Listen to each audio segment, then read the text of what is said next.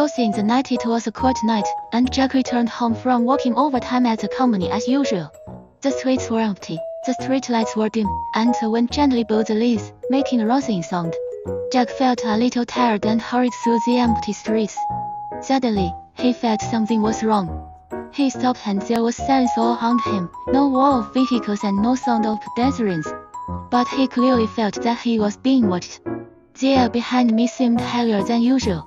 Jack shuddered involuntarily, and his intuition told him that this was not just an illusion. He turned quickly, looking towards the empty street, and saw nothing.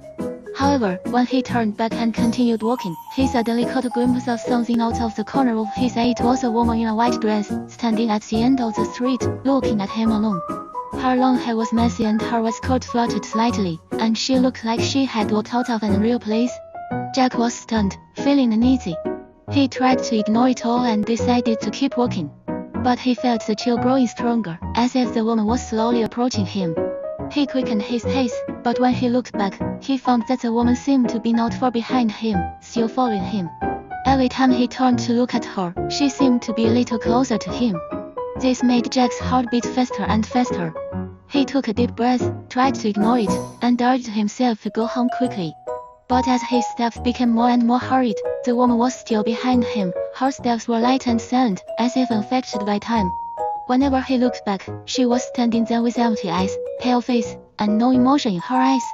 "Why are you following me?" Jack's face trembled slightly. He knew this couldn't be an ordinary coincidence. The woman did not answer, but continued to follow him, like a shadow that could not be shaken off. As she approached, Jack felt a piercing chill on the back of his neck, and he began to hear his heartbeat getting faster and faster, as if the time of the whole world was against him. Finally, when he was about to reach the door of his home, he turned back suddenly, and this time, he saw the woman's face. Her face was lifeless, her eyes were empty and indifferent, and her mouth was slightly open, revealing an abnormally wide smile. It was not a normal smile, but a distorted quack.